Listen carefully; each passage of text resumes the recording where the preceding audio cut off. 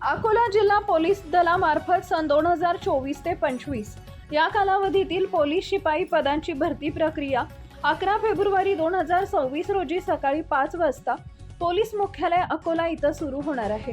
या भरतीसाठी एकूण 161 रिक्त पदांसाठी तब्बल 11,784 अर्ज प्राप्त झाले। जिल्हा पोलीस अधीक्षक अर्चित चांडक यांच्या मार्गदर्शनाखाली सर्व आवश्यक पूर्वतयारी पूर्ण करण्यात आली असून भरती प्रक्रिया पोलीस मुख्यालय व वसंत देसाई स्टेडियम इथं पार पडणार आहे।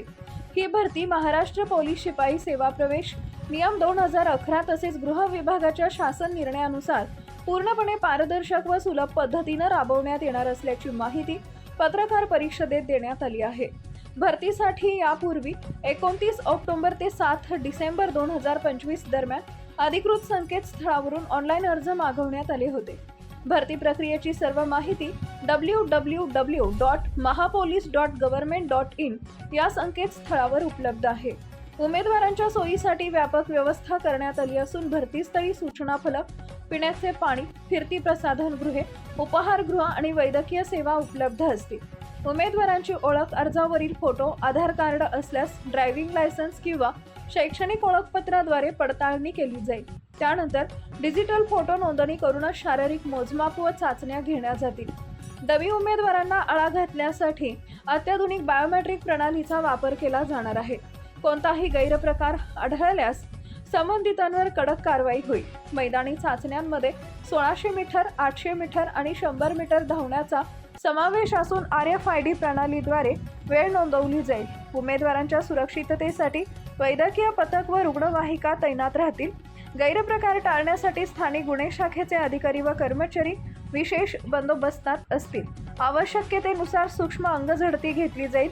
स्टेरॉइड किंवा उत्तेजक द्रव्यांचा वापर आढळल्यास वैद्यकीय तपासणीनंतर कायदेशीर कारवाई केली जाईल।